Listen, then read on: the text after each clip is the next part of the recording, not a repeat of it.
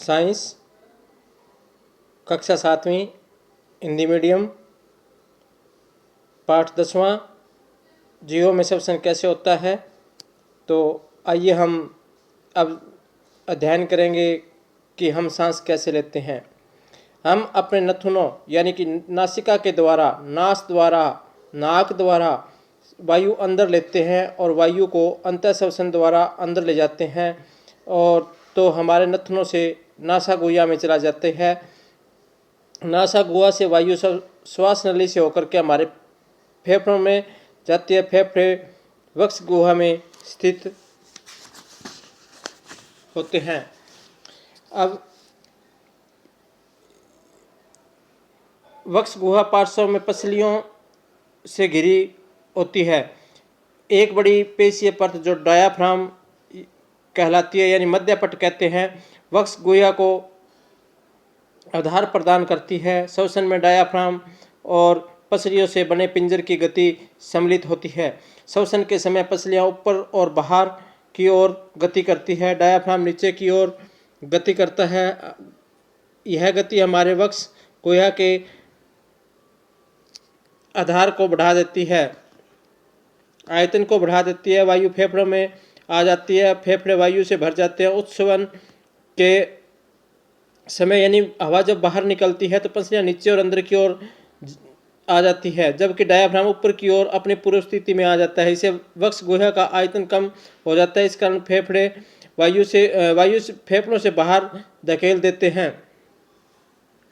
अब ये देखो,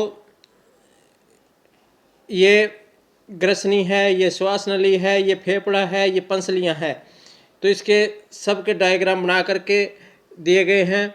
अब ये नासा गुहा है, ये मुख गुहा है, ये फेफड़ा है और ये डायाफ्राम है। नीचे का जो भाग है वो डायाफ्राम है। तो आपको ये चित्र भी कॉपी के ऊपर बनाना है। अब पंसलियां अंदर की ओर जाती है जब डायाफ्राम नीचे की ओर गति करता है।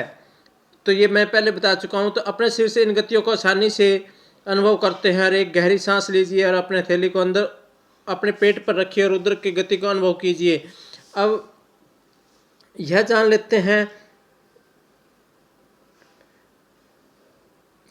लेने के श्वसन के दौरान वक्ष गुहा माप में परिवर्तन होते हैं। बच्चे सीना फुलाने की स्पर्धा में व्यस्त हो गए। प्रत्येक दावा कर रहा था कि सीना सबसे अधिक गहरी सांस लीजिए और किसी मापन के फित्ते से वक्ष का माप लीजिए और बताइए कि सहपाठी को अधिकतम विस्तार है। यह श्वसन की क्रिया विधि को एक सरल प्रतिरूप है।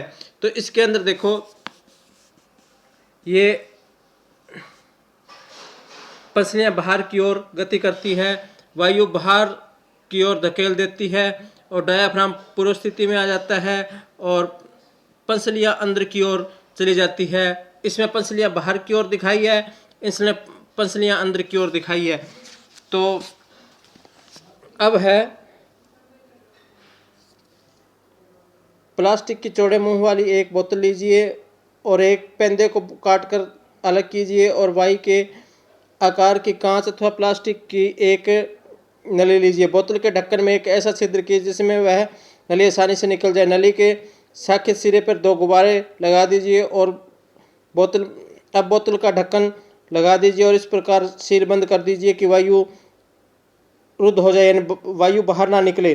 बोतल के खुले पेंदे पर रबड़ अथवा प्लास्टिक की एक पतली सीट बना करके किसी रबड़ या बैंड की सहायता से बांध दीजिए। तो ये देखो, ये 2 गुब्बारे हैं, ये प्लास्टिक की बोतल है और ये अब है फेफड़ों में होने वाले प्रसार को समझने के लिए ये गुब्बारा देखिए और इसके बाद रबड़ की परत को ऊपर की ओर धकेलिए और गुब्बारों में कोई परिवर्तन होता दिखाई देगा।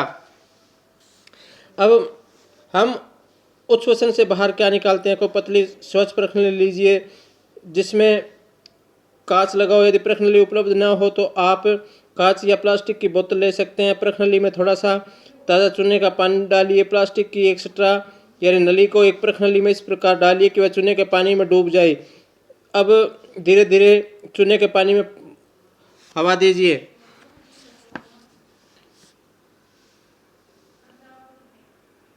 अत श्वसित वायु और उच्छ्वासित वायु, ऑक्सीजन, फेफड़े, कार्बन डाइऑक्साइड, और ये जो है गैसों का मिश्रण होता है, इसे उच्छ्वसित करते हैं। अब है जंतुओं का श्वसन।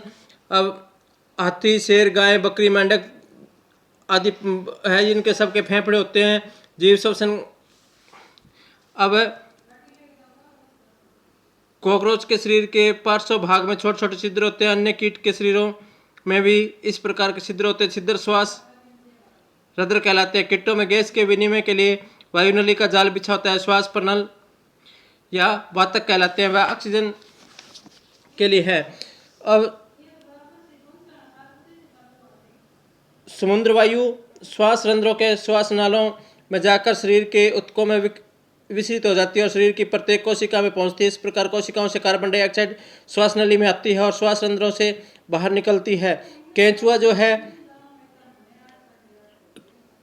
अपनी त्वचा से श्वसन करते हैं। केंचुआ की त्वचा स्पर्श करने पर आर्द्र और श्लेष्मयी होती है। इसमें से गैसों का आवागमन आसानी से हो जाता था। मेंढक में मनुष्य की भांति फेफड़े होते हैं और वे अपने त्वचा से भी श्वसन करते हैं।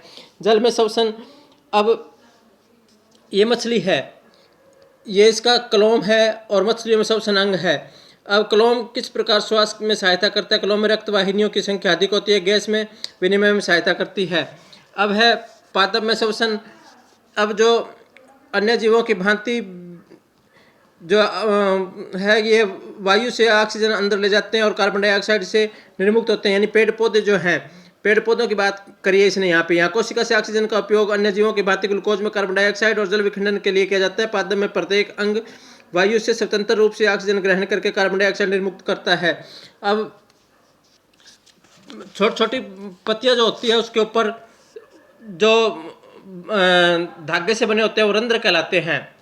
अब पादप की कोशिकाओं की भांति भी मूल कोशिकाओं की ऊर्जा उत्पन्न करने के लिए ऑक्सीजन की आवश्यकता होती है। मूल मृदा कणों में बीज खाली स्थानों में वायु की उपस्थिति होती है। तो इस प्रकार से ये पाठ कंप्लीट हुआ। Thank you.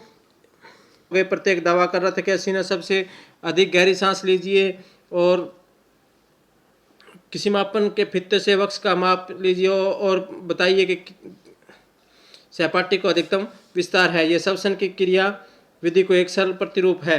तो इसके अंदर देखो, ये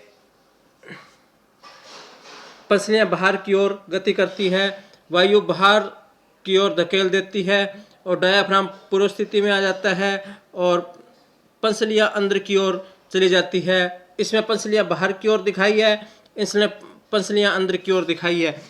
तो अब है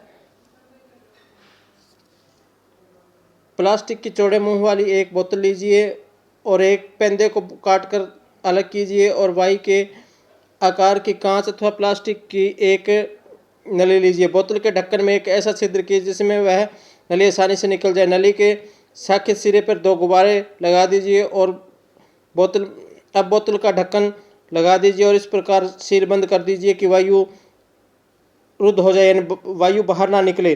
बोतल के खुले पेंदे पर रबड़ अथवा प्लास्टिक की एक पतली सीट बना करके किसी रबड़ या बैंड की सहायता से बांध दीजिए। तो ये देखो, ये 2 गुब्बारे हैं, ये प्लास्टिक की बोतल है और ये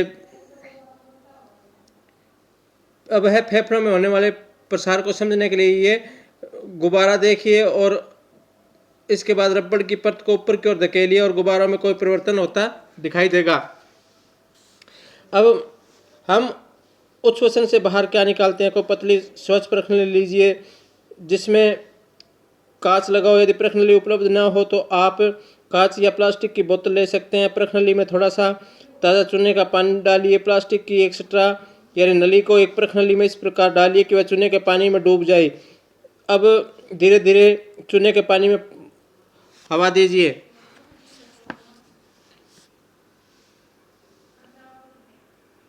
अतः श्वसित वायु और उच्छ्वासित वायु, ऑक्सीजन, फेफड़े, कार्बन डाइऑक्साइड, और ये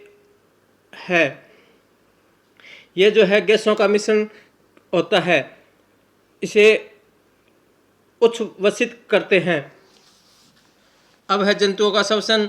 अब हाथी, शेर, गाय, बकरी, मेंढक आदि है, इनके सबके फेफड़े होते हैं। जीव श्वसन। अब कॉकरोच के शरीर के पार्श्व भाग में छोटे छोटे छिद्र होते हैं। अन्य कीट के शरीरों में भी इस प्रकार के छिद्र होते हैं। छिद्र श्वास, अत श्वसित वायु और उच्छ्वासित वायु, ऑक्सीजन, फेफड़े, कार्बन डाइऑक्साइड, और ये जो है गैसों का मिश्रण होता है, इसे उच्छ्वसित करते हैं। अब है जंतुओं का श्वसन। अब हाथी, शेर, गाय, बकरी, मेंढक आदि है, इनके सबके फेफड़े होते हैं। जीव श्वसन। अब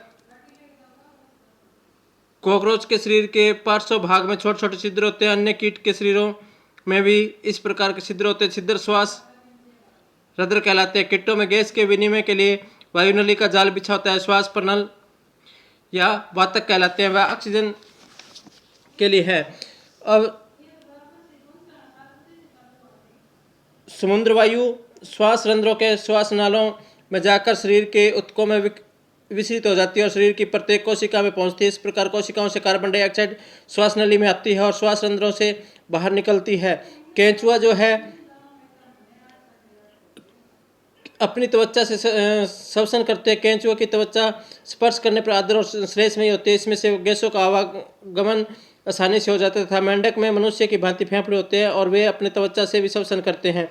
जल में श्वसन। अब ये मछली है, ये इसका क्लोम है और मछलियों में श्वसन अंग है। अब क्लोम किस प्रकार श्वास में सहायता करता है? क्लोम में रक्त वाहिनियों की संख्या अधिक होती है, गैस में विनिमय में सहायता करती है। अब है पादप में श्वसन। अब जो अन्य जीवों की भांति जो है, ये वायु से ऑक्सीजन अंदर ले जाते हैं और कार्बन डाइऑक्साइड से निर्मुक्त होते हैं। यानी पेड़ पौधे जो हैं, पेड़ पौधों की बात करिए इसने यहाँ कोशिका से ऑक्सीजन का उपयोग अन्य जीवों की भांति ग्लूकोज में कार्बन डाइऑक्साइड और जल विखंडन के लिए किया जाता है। पादप में प्रत्येक अंग वायु से स्वतंत्र रूप से ऑक्सीजन ग्रहण करके कार्बन डाइऑक्साइड निर्मुक्त करता है। अब छोटी छोटी पत्तियां जो होती है, उसके ऊपर जो धागे से बने होते हैं, वो रंध्र कहलाते हैं। अब पादप की कोशिकाओं की भांति भी मूल कोशिकाओं की ऊर्जा उत्पन्न करने के लिए ऑक्सीजन की आवश्यकता होती है। मूल मृदा कणों में बीज खाली स्थानों में वायु की उपस्थिति होती है। तो इस प्रकार से ये पाठ कंप्लीट हुआ। Thank you.